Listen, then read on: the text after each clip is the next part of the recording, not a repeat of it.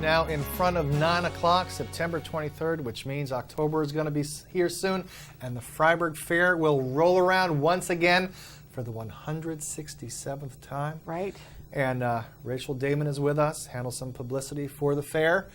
And you have been to the Fryeburg Fair many times. Many times, yes. Many I would say times. about 57 times. Wow. Yeah. Good for you. Good so I know for my you. way around. I know where things are. Good for you. And you know Yeah. where things are, and you know where the secrets are too. So Yeah, there's a few secrets there, we yeah. won't talk about the secrets. Well, actually, speaking of secrets, some of the lots going on. Of course, you have food, you have shows, you have agriculture, you have crafts, kind of thing. But coming up, Woodsman's Day. Always. Well, first, Huge. when is the fair? The fair is October 1st through 8th. It starts next Sunday. Okay. Yeah, a week from tomorrow. Nice. And This is Saturday, right? Yeah. It is Saturday, September 23rd. Yes, I have to. Yes, Yeah. They just We're getting blur, older, you know. blur after a Right. while. So, They do. But one source coming up, people have their favorites. They have their Sure. favorite food, their favorite vendor, favorite events. But one favorite, of course, is Woodsman's Day, and that's coming up on the Monday. Right. It starts on Monday at 9. It actually starts with a flyover by West Point for celebrating this year's special event. I have spent the entire winter working on a 28-page booklet for the history of Woodsman's Field Day. So after putting all this together and learning about all sorts of woods events, I feel like I could actually maybe join in and throw an axe or something, but I won't. But it's going to be a really good one this year. We expect more people than ever before as participants, and the crowd should be really good. But it's just basically a celebration of what we do in Maine, the outdoors, the woods. It's great men and women who can throw an axe, who can handle a saw, who can handle a buck saw, and do all sorts of events. Sure. And then we have the big truck events, for the loggers and the skidders and that kind of thing. It's very, very cool to watch this. And it always smells so good. It smells like sawdust all day. Yeah. Really fresh sawdust. Yeah, also sawdust and some, balsam fir, like you're going through the woods, and they're there in Fryeburg. That's really cool. And another, speaking of tossing things, sort of the Skillet Toss. Right. And that's usually like the Monday too, or yes, when's it it the is. Skillet Monday's Toss? a big day. Yeah. The Skillet Toss starts at noon. That's become extremely popular with women. And I guess everybody gets to take their aggression out and wing that thing through the air. But I know there's a lot of people who practice all year long, and we've got some pretty serious champions going, so they look forward to it every year. And a couple of years ago, we added the anvil toss for men. So that's going to take off in the years to come. But it's just kind of getting started. That immediately follows the Skillet Toss. Let's see. Oh, interesting. And Yeah. then sort of you should have the two winners just go at it and see see what happens. And also another fun thing, the muster. Yes, Fireman's Muster. This year is the 40th Fireman's Muster.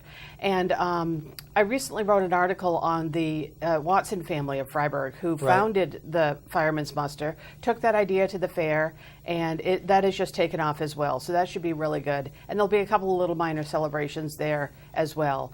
But we really have, the deepest respect for our volunteers who fight fires, and, they sure aren't getting paid a lot, but they're in it because they really, really want to help people. So it's a great way to go and pay tribute to them and have a lot of fun over there, too. Nice. So we've been talking. These things are cool spectator events, but and especially if you're a family, it's something the kids would watch. But also there are a lot of good events tailored for the kids. Most notably the pig scramble. Right. And that's always a hoot.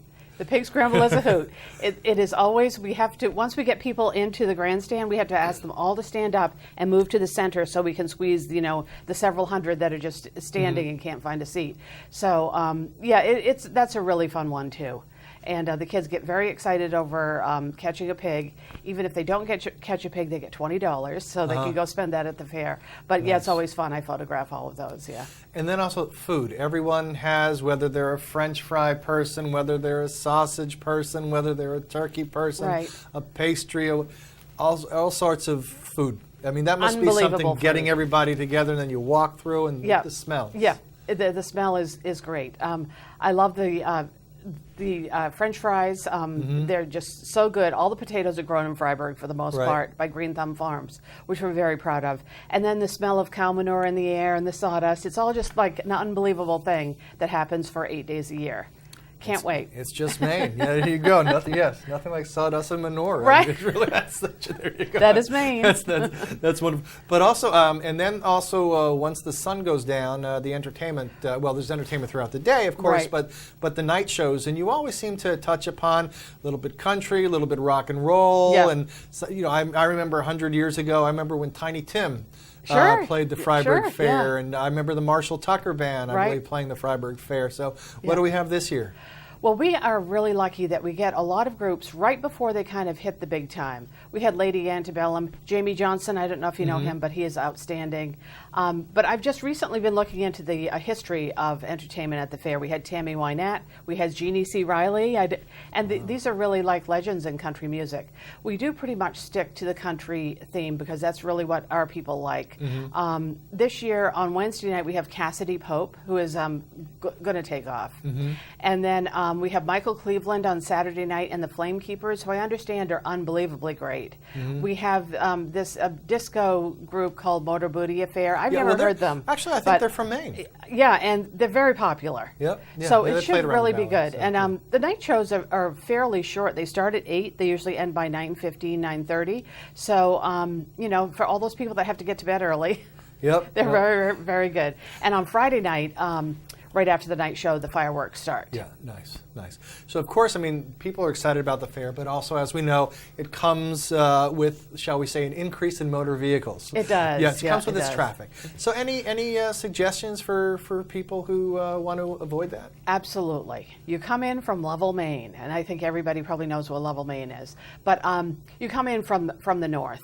So in North Conway and the Conways and anywhere around here, don't go down 16 on the big days. Now, there are days where you can just breeze right into the fair, but every single day has something that makes it pretty special. Right. Tuesday is Senior Citizens Day. The 302 and the 16 routes will be very blocked. So just go around, go down East Conway Road, and do not take a right after Sherman's because that's going to be probably pretty booked. Yeah, you do Corn Shop, right? Corn Shop Road. Yeah. Yep, which you can toot at my house when you kind of go by. Okay. And then go around and come in from the Lovell end, and you should be okay. Yeah, nice. So, and also, get up early and get to the fair early. That's really the best way. On Saturday, if you get in your car and you think you're going to get to the fair at 1, you're going to be unhappy when you are sitting in traffic for a couple hours, especially, and the weather. Yeah. The weather makes a big, big difference. That's true. And also, I must say that, sometimes you see, like, if it's a little bit on the cooler side, the people who have the chili and the soups seem to be doing a little bit better and enjoying that as well. Yeah. Anything else throughout a week that people should know about? Yeah, one thing that we're having just this year is on Wednesday night at 5, we're having the largest assembly of yoked animals for a photo opportunity and also for the TV stations. So we're going to get them all together, and I'd hate to throw out a number, but it's going to be huge, and it should be the largest on the planet. And so if it is only if it's not raining. Right. So if you've got time to come and see that, it would really be something to see. And that's at the Swine and Goat Grandstand, which is where the Fireman's Muster is. And then we sometimes see politicians coming through. Any planned, given that it's an interesting time in our country? I don't think so. Oh, okay, interesting. I think we banned them this year. Oh, you banned them this year? Okay, fair enough. Nice. Just kidding. Okay, good.